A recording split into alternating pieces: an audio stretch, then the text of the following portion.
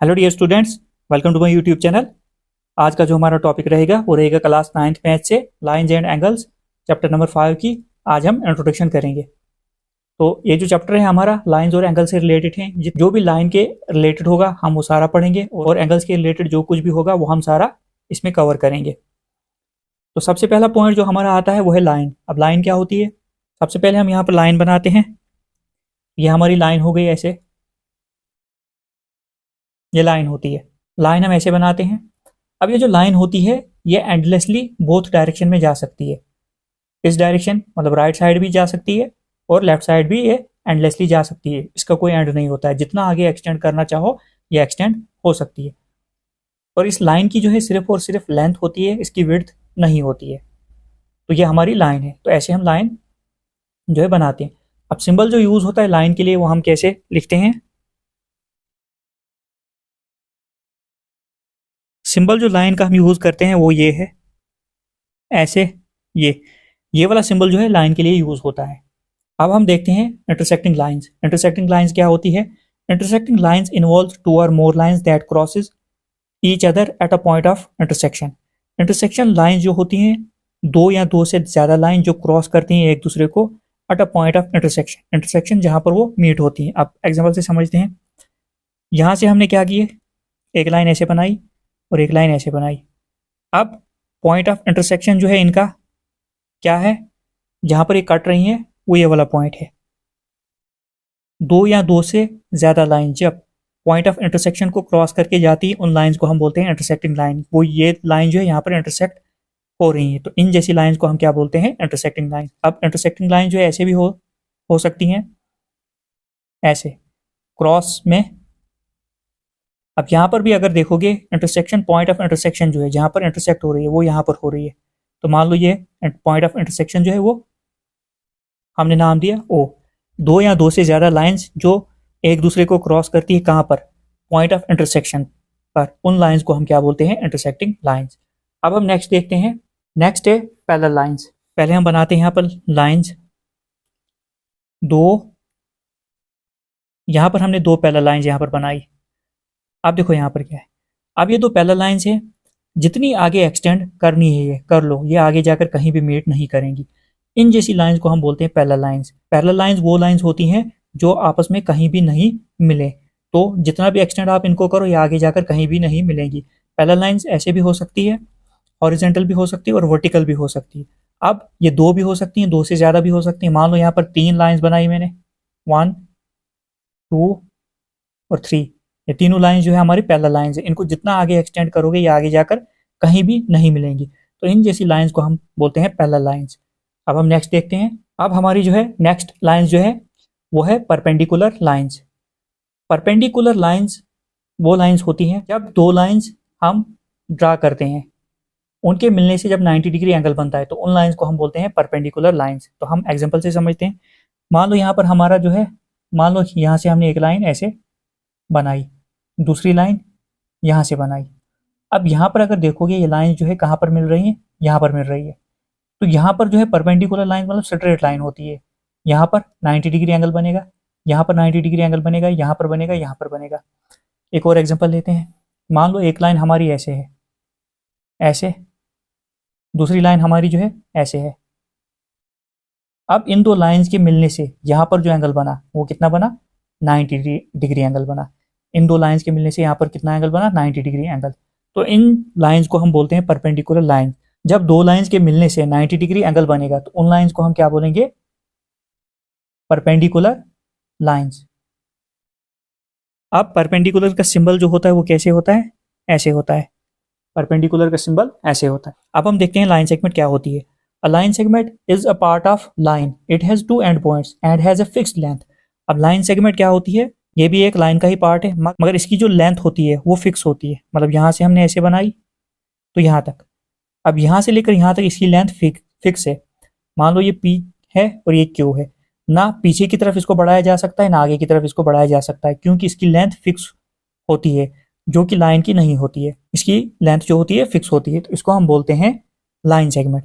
अब इसका सिंबल जो है वो हम कैसे लिखते हैं? मान लो हमने लाइन सेगमेंट पी क्यू लिखना है तो हम कैसे लिखेंगे?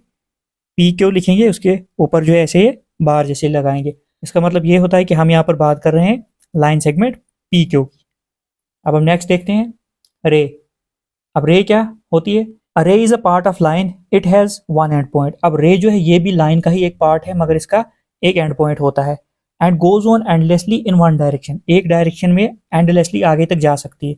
अब देखो रे क्या होती है, ये पॉइंट है, यहां से हमने एक लाइन जो है इसे खींची, जैसे हमने इसको ये लगा लिया तो ये रे है, ये रे बन गई। अब यहां से इसका एंड पॉइंट यहाँ होता है, यहां से पीछे ये नहीं जाएगी क्योंकि यहां से हमने शुरू की, तो यहां से आगे जितनी एक्सटेंड करनी है कर लो। तो इसका जो है ये एंडलेसली जो है वन डायरेक्शन में जाती है, ऐसे आगे की तरफ, जहां की तरफ ये तीर जैसा है, तो ऐसे आगे चलेगी और पीछे वाली साइड ये नहीं जाएगी। तो ये जो हमारी आ गई, ये हमारी रे आ गई। अब रे का सिंबल जो है हमारा, मान लो इसका हमने नाम दे दिया पी क्यू, इसका भी नाम दे दिया। अब सिंबल जो यूज करेंगे इसके लिए वो क्या करेंगे, मान लो हमने जो है अगर रे पी क्यू दिखानी तो हम कैसे दिखाएंगे, पहले लिखेंगे हम पी क्यू, इसके ऊपर सिंबल ये बनाएंगे, तो इसका मतलब रे पी क्यू की बात की जा रही है। तो यही लाइन सेगमेंट में हमने देखा इसका सिंबल, और यहाँ पर रे का सिंबल ये है। तो रे क्या होती है, एक तीर जैसी होती है, ऐसे समझ लेना। ये एक डायरेक्शन में एंडलेसली जा सकती है और इसका जो है एक एंड पॉइंट होता है जहां से हमने ये शुरू की है। अब हम नेक्स्ट देखते हैं कोलिनियर पॉइंट्स। अब कोलिनियर पॉइंट्स क्या होते हैं? इफ 3 और more points are on the same line, अगर 3 या 3 से ज्यादा पॉइंट्स जो हैं सेम लाइन पे होंगे, we say that these points are collinear. तो अब तब हम क्या कहेंगे, ये पॉइंट जो है कोलिनियर है। अब एग्जांपल से समझते हैं। मान लो यहाँ पर हमारी एक लाइन है, इस पर मैं 3 पॉइंट्स बनाता हूँ, तो बना लिए। इसका नाम देते हैं पी, इसका क्यू, इसका आर। अब ये जो तीनों पॉइंट्स हैं सेम लाइन पर है, एक ही लाइन पर है, इस केस में इन पॉइंट्स को हम क्या बोलेंगे, कोलिनियर पॉइंट्स, क्योंकि ये जो है हमारे पॉइंट जो है सेम लाइन पर हैं, तो इन पॉइंट्स को हम बोलेंगे कोलिनियर पॉइंट्स। तो ये आपका कोलिनियर पॉइंट्स भी हो गया। नेक्स्ट जो पॉइंट है हमारा वो है नॉन कोलिनियर पॉइंट। अब points which are not on the same line are called non collinear point. Collinear का उल्टा है ये। मान लो ये हमारी लाइन है, इस पे एक पॉइंट यहाँ पर है, एक पॉइंट यहाँ पर है और एक यहाँ पर है, ये पी क्यू आर। अब ये 3 पॉइंट जो है, 3 से ज़्यादा भी हो सकते हैं। अब ये जो 3 पॉइंट्स है ये एक ही लाइन पर नहीं है, सेम लाइन पर नहीं है। पी आर तो लाइन पर है, मगर ये जो क्यू है ये बाहर है। तो इस कंडीशन में तो इसको हम क्या बोलेंगे, नॉन कोलिनियर पॉइंट्स, क्योंकि ये पॉइंट जो है तीनों सेम लाइन पर नहीं है। अब नेक्स्ट हम देखते हैं कंकरेंट लाइन। कंकरेंट लाइंस क्या होती हैं? If 2 or more lines intersect at the same point then the lines are called concurrent. अगर हमारी 2 या 2 से ज्यादा लाइंस एक ही पॉइंट पर इंटरसेक्ट करती हैं, मान लो ऐसे ये 2 लाइंस एक ही पॉइंट पर इंटरसेक्ट कर रही हैं, वो पॉइंट है ये, इसको हम ओ नाम देते हैं। और उसके बाद हमने और भी यहाँ पर लाइन जो है, यहाँ से लाइन ड्रा की, ये भी इसी पॉइंट पर मिल रही, और यहाँ से फिर जो है हमने और लाइंस ड्रा की। तो जब 2 या 2 से ज़्यादा जो है लाइन जो है सेम पॉइंट पर इंटरसेक्ट करेंगी, जब हम उन लाइंस को क्या बोलते हैं, कंकरेंट लाइंस बोलते हैं। तो ये हमारी लाइंस के रिलेटेड जो था वो हमने पढ़ लिया। आई होप कि आपको समझ आ गई होगी। अब हम नेक्स्ट देखते हैं टाइप्स ऑफ एंगल्स। अब हम देखेंगे टाइप्स ऑफ एंगल्स में सबसे पहले हम देखेंगे एक एंगल जो है वो बनता कैसे है। मान लो ये हमारे पास एक पॉइंट है, यहाँ से एक रे आगे की तरफ ऐसे गई, दूसरी रे जो है यहाँ पर ऐसे गई। ये जो पॉइंट है ये इन दोनों रेज के लिए कॉमन पॉइंट है, ये जो है पॉइंट दोनों रेज के लिए कॉमन पॉइंट है। अब यहाँ पर जो है, अब यहाँ पर जो अंदर बनेगा ये एंगल बनेगा, ये जो है हमारा ये क्या होता है, इसको हम बोलते हैं एंगल। और इस पॉइंट को क्या बोलते हैं, वर्टेक्स बोलते हैं। जो कॉमन पॉइंट होता है उसको हम बोलते हैं वर्टेक्स। और ये जो रेज होती हैं इसको क्या, इनको क्या बोलते हैं, इनको हम आर्म्स बोलते हैं, आर्म। इसको भी क्या बोलेंगे, आर्म। ये जो अंदर इन 2 रेज के बीच बना, तो ये क्या बना, एंगल बना। एंगल आप ऐसे लिख सकते हो, एंगल्स ऐसे लिखते हैं। यहाँ पर 2 रेज का कॉमन पॉइंट जो है ये है, 2 रेज का कॉमन पॉइंट जो है ये है, जिसको हम वर्टेक्स बोलते हैं। और ये जो रेज है इनको हम आर्म बोलते हैं, और ये जो बीच में बनता है ये एंगल बनता है। सबसे पहला एंगल, टाइप्स ऑफ एंगल में सबसे पहला एंगल जो होगा हमारा वो होगा जीरो एंगल। तो जीरो एंगल कैसे बनेगा, मान लो हमारे पास यहाँ पर ये रे है, इसके ऊपर हमने एक और रे जो बनाई, अब देख लो रे के ऊपर रे आ रही है, यहां पर ये रे कहीं चली नहीं, तो ये जो एंगल होगा हमारा ये जीरो एंगल होगा।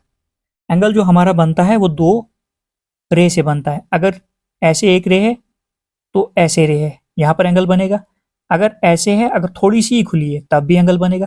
अब यहां पर देखो, यहां पर लाइन के ऊपर लाइन आ रही है, तो यहां पर कोई गैप है ही नहीं बीच में, इनके बीच में कोई गैप नहीं बन रहा है, दो आर्म्स के बीच में कोई गैप बन ही नहीं रहा है, तो यहां पर जो एंगल होगा क्या होगा, वो जीरो एंगल ही होगा।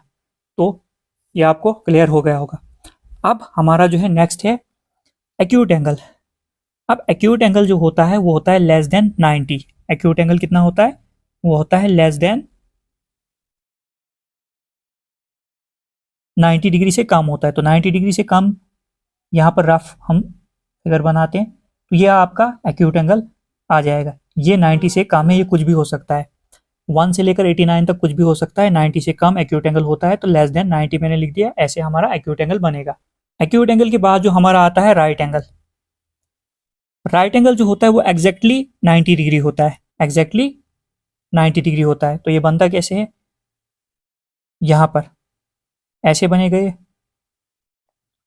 ऐसे बन सकता है 90 डिग्री, ऐसे भी यहाँ पर बन सकता है 90 डिग्री, ये पूरा परपेंडिकुलर होता है, तो ये जो है 90 90 90 90 बनेगा, ये हमारा राइट एंगल बनेगा। वो एक्चुअल कितना होता है, 90 डिग्री होता है। तो यहाँ पर हमारा एंगल जो है राइट एंगल क्या होता है, वो एग्जैक्टली 90 डिग्री होता है। अब हमारा नेक्स्ट एंगल जो है वो होता है ऑब्ट्यूस एंगल। अब ऑब्ट्यूस एंगल कितना होता है, ऑब्ट्यूस एंगल जो होता है हमारा वो होता है more than 90 degree less than 180 degree.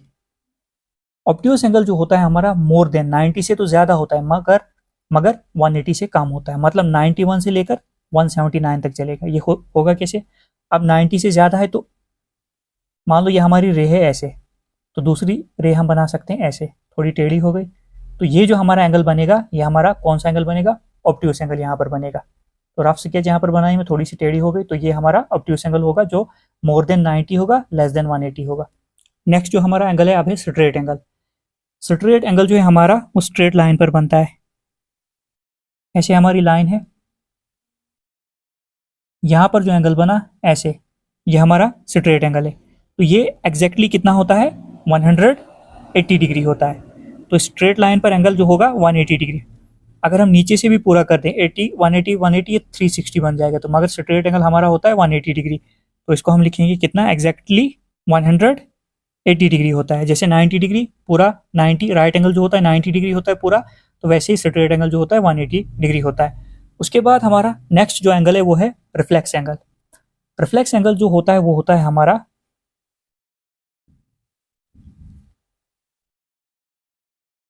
More than 180 degree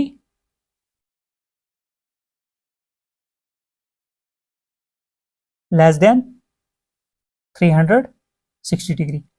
reflex angle हमारा मोर देन 180 से ज़्यादा होता है और 360 से कम होता है। यहाँ फिगर से हम समझते हैं, मान लो ये हमारी जो है एक रे ऐसे है, दूसरी रे हमारी ऐसे है, तो हमने क्या करना है, रिफ्लेक्स एंगल निकालना है। तो रिफ्लेक्स एंगल जो होगा हमारा वो बाहर वाली साइड ऐसे होगा, ऐसे होगा, ये इसका रिफ्लेक्स हम निकाल देंगे। मतलब हमने क्या करना है, इसका रिफ्लेक्स निकाल, मान लो ये एंगल कोई भी है हमारा, कुछ भी दिया है, हमने क्या करना है, कंप्लीट एंगल जो होता है वो होता है 360 डिग्री। 360 डिग्री में से हम इतना माइनस करेंगे, हमें बाहर वाला जो है ये रिफ्लेक्स एंगल जो है पता चल जाएगा कितना है। अब एक और यहाँ पर एग्जांपल लेते हैं, मान लो ये हमारी एक रे ऐसे है, दूसरी रे हमारी ऐसे है, ये अंदर वाला जो एंगल है हमने क्या निकालना है, रिफ्लेक्स निकालना है। ये अंदर वाला जो एंगल है हम इसका जो है रिफ्लेक्स निकालेंगे, मतलब बाहर वाला, तो ये ऐसे आ जाएगा, ऐसे आ जाएगा। इसको अगर मैं ऐसे एक्सटेंड करता हूँ ऐसे, तो ये जो हमारा ये जो बाहर वाला एंगल आएगा वो क्या आएगा, रिफ्लेक्स एंगल आएगा इस अंदर वाले एंगल का। तो ऐसे हम रिफ्लेक्स एंगल निकालते हैं, ये बाहर वाली साइड होता है। अब नेक्स्ट जो हमारा एंगल है वो है कंप्लीट एंगल। कंप्लीट एंगल जो होता है हमारा वो कितना होता है, वो होता है 360 डिग्री होता है। तो मान लो यहाँ पर ये हमारी रे है ऐसे, तो हमने क्या करना है, इसका कंप्लीट एंगल निकालना है। तो कंप्लीट एंगल जो होता है, जैसे घड़ी जो है पूरा राउंड लगाती है वैसे ही कंप्लीट एंगल होता है। जैसे सर्कल एक होता है तो पूरा सर्कल जो होता है वो कितना होता है, 360 डिग्री का होता है। तो ऐसे ही हमारा कंप्लीट एंगल जो होता है 360 डिग्री होता है। तो ये आपके जो है टाइप्स ऑफ एंगल से ये हमने पढ़ लिया। आई होप कि आपको समझ आ गई होगी कौन सा एंगल कैसे बनता है। अब हम नेक्स्ट देखते हैं। अब हम नेक्स्ट देखेंगे special pairs of angles. Special pairs of angles में सबसे पहले एंगल जो आएंगे हमारे वो आएंगे कॉम्प्लीमेंट्री एंगल्स, उसके बाद सप्लीमेंट्री एंगल्स। कॉम्प्लीमेंट्री एंगल्स क्या होते हैं, two angles are said to be complementary if the sum of their measure is equal to 90 degree. अब यहाँ पर एग्जांपल से समझते हैं। मान लो यहाँ से हमने रे एक दे दी ऐसे, दूसरी रे हमारी जो है ऐसे है। अब एक रे हमने यहाँ से दे दी, मान लो ऐसे है। अब यहाँ पर दो एंगल्स बन रहे हैं, एक एंगल ये बन रहा है और एक एंगल यहाँ पर ये बन रहा है। ये वाला एंगल मान के चलो ये 60 डिग्री है और ये जो है 30 डिग्री। जब इन दोनों का हम सम करेंगे कितना आएगा, 90 degree. 30 degree plus 60 degree is equal to कितना होगा, 90 डिग्री। दो एंगल्स को हम तब कॉम्प्लीमेंट्री एंगल्स बोलते हैं if the sum of their measure, अगर उनका सम 90 डिग्री हो तो वो कौन से एंगल होंगे, कॉम्प्लीमेंट्री एंगल्स। जब दो एंगल्स का सम जोड़कर जो है 90 डिग्री आता है तो वो एंगल्स हमारे जो है कॉम्प्लीमेंट्री एंगल्स कहलाते हैं। अब हम नेक्स्ट देखते हैं। नेक्स्ट जो हमारा है पेयर है वो है सप्लीमेंट्री एंगल्स का। सप्लीमेंट्री एंगल्स क्या है, 90 का double. Two angles are said to be supplementary if the sum of their measure is equal to 180 degree. अगर हमारी जो है 180 डिग्री, आपको एंगल पता है वो स्ट्रेट लाइन पर बनता है। यहाँ से हमने एक स्ट्रेट लाइन जो है ऐसे ड्रा कर ली, तो यहाँ पर एक पॉइंट है, हमने ये ऐसे जो है लाइन ड्रा कर ली। अब एक एंगल हमारा जो है इस साइड बन गया, एक एंगल जो है इस साइड बन गया। मान लो ये वाला एंगल हमारा 25 डिग्री है और ये वाला एंगल जो है 155 डिग्री है। इन दोनों का सम अगर हम करते हैं 155 डिग्री प्लस 25 डिग्री तो कितना आएगा, ये आएगा 180 डिग्री। ये एंगल जो है हमारे ये क्या होंगे, सप्लीमेंट्री एंगल। और सप्लीमेंट्री एंगल्स ही लीनियर पेयर बनाते हैं, वो हम आगे पढ़ेंगे। अब यहाँ पर जो है हमारा सप्लीमेंट्री एंगल क्या आ गया, दो एंगल्स को सप्लीमेंट्री हम तब कहेंगे जब उनका सम जो आएगा 180 डिग्री आएगा।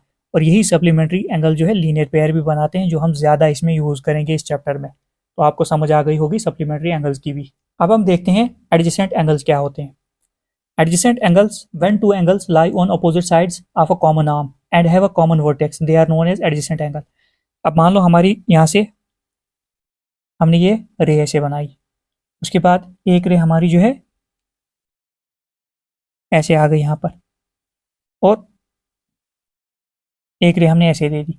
अब यहाँ पर जो एंगल बनेगा और यहाँ पर जो एंगल बनेगा, अब यहाँ पर ये वाला एंगल जो बना और यहाँ पर ये वाला एंगल जो बना, ये आपस में एडजेसेंट एंगल होंगे। एक तो इनका कॉमन आर्म जो है ये वाला आ गया, मान लो इसका नाम हम बी लिख लेते हैं, ये वर्टेक्स कॉमन है इनका। उसके बाद इसको हम सी लिख लेते हैं, इसको हम ए लिख लेते हैं, ए बी सी। अब देखो ये एडजेसेंट एंगल है। एडजेसेंट एंगल क्यों है, एक तो इनका कॉमन आर्म जो आ रहा है वो ओ बी आ रहा है, ये जो लाइन ओ बी है ये इस एंगल के लिए भी ज़रूरी है और ये इस एंगल के लिए भी ज़रूरी है।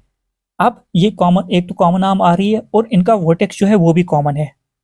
When two angles lie on opposite side of common arm, जब दो एंगल जो है कॉमन आर्म के अपोजिट होंगे, एक इस साइड आ रहा है एक इस साइड आ रहा है, एंड हैव कॉमन वर्टेक्स, और इनका वर्टेक्स ये वाला कॉमन होगा, दोनों एंगल्स का यही वर्टेक्स है, मतलब इसी वर्टेक्स से ये दोनों एंगल बने हैं। They are known as adjacent angle. उन एंगल्स को हम क्या बोलेंगे, एडजेसेंट एंगल्स बोलेंगे। एक तो इनका जो है ये कॉमन आर्म दोनों का है, एक तो ये कॉमन आर्म आ गया और एक एंगल इस साइड बन रहा है एक इस साइड बन रहा है और वर्टेक्स इनका कॉमन यहाँ पर आ रहा है, तो ये एंगल जो होंगे एडजेसेंट एंगल्स होंगे। अब नेक्स्ट जो हमारा एंगल है वो है लीनियर पेयर। लीनियर पेयर जो एंगल्स हैं वो कैसे बनते हैं, two adjacent supplementary angles form a linear pair. मैंने पीछे बताया था जब हमने पढ़ा था सप्लीमेंट्री एंगल, दो एडजेसेंट जो साथ में सप्लीमेंट्री एंगल होते हैं वही लीनियर पेयर बनाते हैं। अब सेम एग्जांपल है, अब यहाँ पर मान लो ये हमारी लाइन है, ये हो गई हमारी लाइन, यहाँ पर हमने एक पॉइंट पकड़ा, तो यहाँ से हमने एक रे ड्रा की, इसका नाम बी रखता हूँ मैं, इसका ए रखो, इसका सी। एक एंगल यहाँ पर बना, एक एंगल यहाँ पर बन गया। मान लो ये वाला एंगल जो है हमारा 60 डिग्री और ये एंगल जो है हमारा 120 डिग्री है। जब इन दो एंगल्स को हम सम करेंगे, जब हम इन दो एंगल्स को जोड़ देंगे, अगर सबसे पहले देखोगे ये दो एडजेसेंट एंगल्स हैं, ये इसके साथ में एडजेसेंट होता है, साथ में है एंगल, और ये जो है सप्लीमेंट्री भी है। सप्लीमेंट्री के लिए हम क्या देखेंगे, इन दोनों का सम 180 आ रहा है, 120 डिग्री प्लस 60 डिग्री तो कितना आ रहा है 180 डिग्री। टू एडजेसेंट, दो एडजेसेंट मतलब इस साइड और इस साइड वाला angle, two adjacent supplementary angles form a linear pair. तो दो एडजेसेंट जो सप्लीमेंट्री एंगल होता है वही लीनियर पेयर बनाते हैं, और ये स्ट्रेट लाइन पर बनते हैं। और अगर सीधे सीधे समझोगे लीनियर पेयर एंगल्स क्या होते हैं, दो, जब एक स्ट्रेट लाइन होती है उस पर जो एंगल बनते हैं उनका सम अगर 180 डिग्री है तो वो लीनियर पेयर है। अब देखो ये ऐसे भी हो सकता है, अगर यहाँ से एक स्ट्रेट लाइन है, ये आपकी स्ट्रेट लाइन आ गई, अब यहाँ पर एक ऐसे लाइन है, एक एंगल इस साइड है, एक एंगल इस साइड है, अगर इन दोनों एंगल्स का सम 180 डिग्री आता है तब भी क्या है, लीनियर पेयर ही कहा जाएगा। सीधे सीधे याद रखना, स्ट्रेट लाइन पर ये एंगल बनता है और दो एंगल्स का सम जोड़कर अगर 180 बनता है तो वो लीनियर पेयर है। तो पेयर में आ रहा है, तो लीनियर का मतलब होता है स्ट्रेट, लीनियर का मतलब होता है स्ट्रेट पाथ, और पेयर का मतलब होता है जोड़ा। ये स्ट्रेट पाथ पर एंगल बनता है, तो याद रखना ये चीज याद रखना, आपको आगे काम आएगी। नेक्स्ट जो हमारा पेयर है एंगल्स का वो है वर्टिकली अपोजिट एंगल। तो वर्टिकली अपोजिट एंगल जो है हमारे कैसे बनेंगे, एग्जांपल से सीधे समझाता हूँ। मान लो ये हमारे दो लाइंस हमने यहाँ से ड्रा की है, ऐसे ऐसे, एक एंगल यहाँ पर बन रहा है, एक एंगल यहाँ पर बन रहा है, उसके बाद एक एंगल यहाँ से बन रहा है, एक एंगल यहाँ से बन रहा है। मान लो ये हमारा जो है एंगल 1, 3, 2 और 4 है, नंबरिंग दे दी। अब इसमें क्या होगा, एंगल 1 जो होगा बराबर होगा एंगल 3 के, वर्टिकली अपोजिट एंगल, ये एंगल इसके बराबर होगा, ये एंगल इसके बराबर होगा। एंगल 2 जो होगा वो होगा एंगल 4 के बराबर होगा। एंगल 1 3 के बराबर होगा, एंगल 2 4 के बराबर होगा। इन एंगल्स को हम बोलते हैं वर्टिकली अपोजिट एंगल। तो ये भी आपको समझ आ गई होगी। अब नेक्स्ट हम देखेंगे ट्रांसवर्सल। अब ये ट्रांसवर्सल क्या है, ये एक लाइन होती है। A transversal is a line that intersect a set of 2 or more lines at distinct point. Transversal एक लाइन होती है, ये दो या दो से ज्यादा लाइंस को जो है अलग अलग पॉइंट्स पर इंटरसेक्ट करती है, यहाँ बोलो काटती है। एग्जाम्पल से समझते हैं। मान लो ये हमारी दो लाइंस है, ये पहला लाइंस में बनाता हूँ, यहाँ से ये जो लाइन काट रही है इनको, ये वाली लाइन आपकी ट्रांसवर्सल होगी। मान लो ये वाली है एम एन, ये दो लाइन जो है एम एन है, और ये पैरेलल बनाई है मैंने, और ये हमारी जो है ट्रांसवर्सल, इसका नाम मैं एल लिख लेता हूँ, ये आ गई हमारी ट्रांसवर्सल। ये जो लाइन इन दो लाइंस को काट रही है इसको हम बोलेंगे ट्रांसवर्सल। अब इसके अराउंड कुछ एंगल्स बनते हैं, वो हम आगे डिस्कस करेंगे। तो अब ये जो ट्रांसवर्सल यहाँ पर काट रही है, ये दो पैरेलल लाइंस को काट रही है। अब जरूरी नहीं है कि ये पैरेलल लाइंस को ही काटे। मान लो हमारे पास यहाँ पर जो है एक लाइन ऐसे है, एक लाइन ऐसे है, ये दो लाइंस आ गई हमारी। अब यहाँ पर हमने जो है दो नॉन पैरेलल लाइंस बनाई, ये एम ये एन। अब यहाँ पर इनको ट्रांसवर्सल काट रही है। अब वही मैंने बोला, जरूरी नहीं कि ट्रांसवर्सल हमारी पैरेलल लाइंस को ही काटे, ये नॉन पैरेलल लाइंस को भी काट सकती है। एंगल तब भी वही होंगे हमारे, मगर कंडीशन एक है, अगर हमारी ट्रांसवर्सल लाइन दो पैरेलल लाइंस को काट रही है तब क्या होगा, corresponding angles, alternate interior angles, alternate exterior angles, ये बराबर होंगे। फिर से बताता हूँ, अगर हमारी ट्रांसवर्सल लाइन दो पैरेलल लाइंस को काट रही है तब जाकर corresponding angles, alternate interior angles और अल्टरनेट एक्सटीरियर एंगल्स जो हैं बराबर होंगे। हम 1 बाय 1 आगे जो है पढ़ेंगे पूरा, वहां पर हम जो डिस्कस करेंगे कैसे। अब जो ट्रांसवर्सल के अराउंड जो एंगल अब बनेंगे अब हम वो देखेंगे। सबसे पहले जो एंगल्स बनेंगे एक्सटीरियर एंगल्स बनेंगे। एक्सटीरियर का मतलब ही बाहर वाली साइड है, तो यहाँ पर हमने पैरेलल लाइंस ही ली है और पैरेलल लाइंस को ही ये ट्रांसवर्सल काट रही है। तो यहाँ पर हमारी नंबरिंग 1 2 3 4 5 6 7 8 है। अब एक्सटीरियर एंगल्स कैसे बनेंगे, यहाँ पर एंगल 1 एंगल 2 एक्सटीरियर एंगल है, एंगल 1 एंगल 2 एंगल 7 और एंगल 8 है। ये जो है ये दो पैरेलल लाइंस जो हैं इनके ऊपर और नीचे आ रही हैं, मतलब एंगल 1 एंगल 2 के बराबर एक्सटीरियर बाहर वाली साइड है, एंगल 7 एंगल 8 के बराबर बाहर वाली साइड। एक ट्रांसवर्सल के राइट साइड आ रहा है, एक लेफ्ट साइड, एक राइट साइड एक लेफ्ट साइड। तो यहाँ पर हम लिखेंगे angle 1 angle 2 angle 7 and angle 8 जो है हमारे वो कौन से एंगल्स आ गए, एक्सटीरियर एंगल्स। आई होप कि यहाँ आपको समझ आ गई होगी एक्सटीरियर एंगल्स हमारे कैसे आएंगे। ये 1, 2 और 7, 8 जो है हमारे एक्सटीरियर एंगल्स हैं। तो ये जो है हमारी दो लाइन जो है पैरेलल लाइंस, इसके ऊपर वाली साइड और नीचे वाली साइड आएंगे। ट्रांसवर्सल के एक लेफ्ट साइड आएगा, एक राइट साइड आएगा। ऐसे हमारे जो एंगल्स आते हैं वो आते हैं एक्सटीरियर एंगल्स, क्योंकि ये भी बाहर वाली साइड है, इस लाइन के एम लाइन के बाहर वाली साइड, और इस यहाँ पर भी जो है बाहर वाली साइड है। अब हम नेक्स्ट देखते हैं। अब नेक्स्ट जो हमारे एंगल्स आएंगे वो आएंगे इंटीरियर एंगल्स। इंटीरियर मीन्स अंदर वाली साइड वाले एंगल आएंगे। अब यहाँ पर इंटीरियर वाली साइड जो है ट्रांसवर्सल के अराउंड जो इंटीरियर एंगल्स बनेंगे वो कौन कौन से होंगे, वो होंगे 3, 4 अंदर वाली साइड, उसके बाद 5, 6। अब एक्सटीरियर एंगल आपने देखे, एक्सटीरियर एंगल ये वाले आ गए, ये वाले। इंटीरियर एंगल आए हमारे 4, 3, 4 और 5, 6। तो हम लिखते हैं इंटीरियर एंगल्स हमारे कौन से आ गए, angle 3, angle 4, angle 5 and angle 6। ये हमारे इंटीरियर एंगल्स आ गए, अंदर वाली साइड आ गए।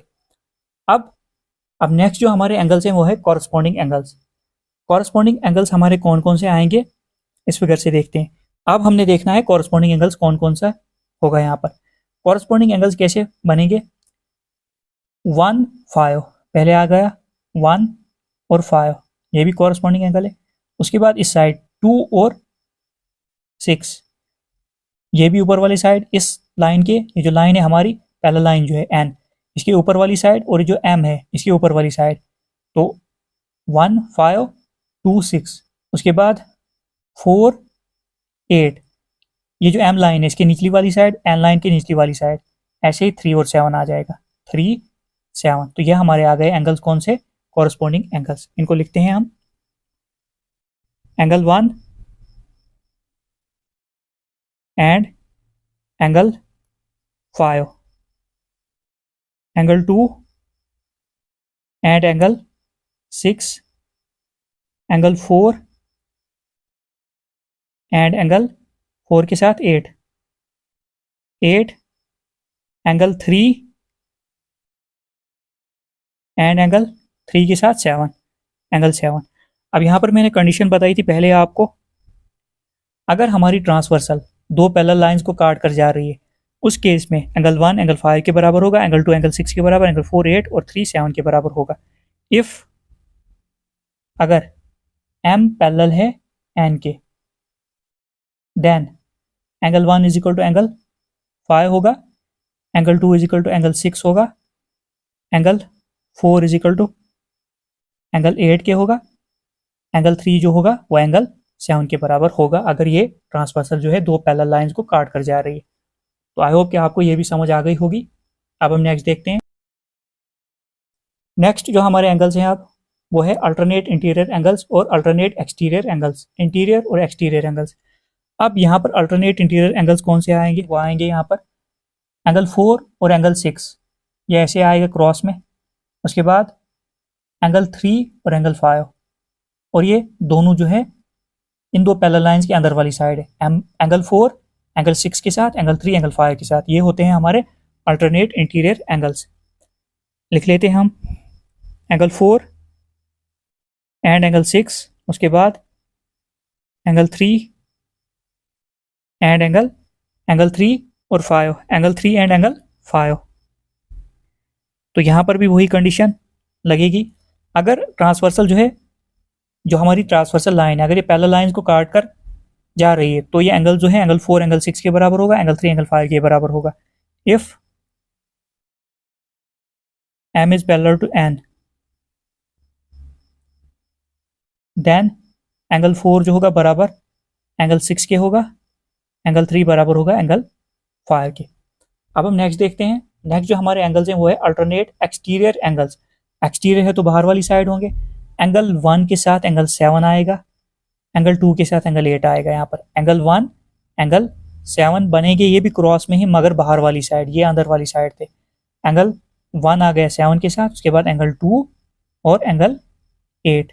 तो लिख लेते हैं हम यहाँ पर, angle 1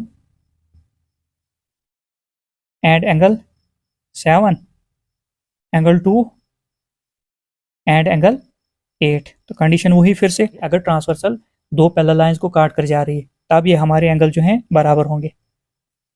if m is parallel to n then angle 1 is equal to angle 7, angle 2 is equal to angle 8 के बराबर होगा। ये आपके अल्टरनेट एक्सटीरियर एंगल्स भी हो गए। अब हम नेक्स्ट देखते हैं। अब लास्ट जो हमारे एंगल्स हैं वो है को इंटीरियर एंगल्स, या इनको interior angles on the same side of the transversal भी बोलते हैं।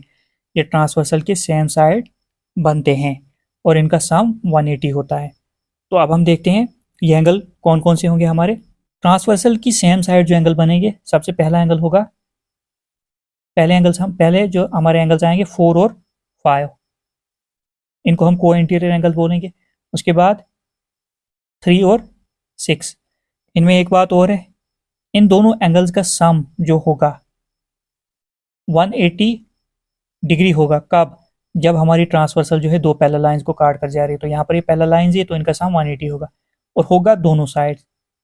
इस साइड भी ये दो एंगल जो बन रहे हैं हमारे, इनका सम 180 होगा जब हमारी ट्रांसवर्सल लाइन जो है दो पैरेलल लाइंस को काटेगी। तो यहाँ पर हम लिखते हैं, इसमें जो हमारे को इंटीरियर एंगल्स को होते हैं साथ वाले, को का मतलब साथ वाले, तो साथ वाले ये आ गए। तो सबसे पहला एंगल 4 एंड एंगल 5, उसके बाद angle 3 and angle 6। Red pen से मैंने निशान बना दिया है तो सीधे पता चल जाएगा कौन कौन सा एंगल है। तो यहाँ पर हम क्या कंडीशन लिखते हैं, if m is parallel to n, तो सम ऑफ एंगल जो होगा हमारा वो कितना होगा 180 डिग्री। मतलब एंगल 4 एंगल 5 जोड़कर कितना होगा, एंगल 4 प्लस एंगल 5। जितनी वैल्यू होगी इसकी, इन दो एंगल्स की कुछ भी वैल्यू हो सकती है, मगर जोड़कर जो है ऐड करके वो हमारा 180 बनेगा। ऐसे ही हमारा एंगल 3 और एंगल 6 है, एंगल 3 प्लस एंगल 6 है, जो भी वैल्यू हो इनकी 180 ही बनेगा अगर ट्रांसवर्सल जो है वो दो पैरेलल लाइंस को काट कर जा रही है। तो यह आपकी इंट्रोडक्शन हो गई कंप्लीट। आई होप कि आपको समझ आ गई होगी। अगर आपको कहीं समझ नहीं आई है या मैंने तेज़ समझा है तो आप क्या कमेंट करके बता सकते हो, मैं जो है आंसर देने की पूरी कोशिश करूँगा। और जितना हो सके चैनल को सब्सक्राइब कीजिए, लाइक कीजिए, शेयर कीजिए। Thank you.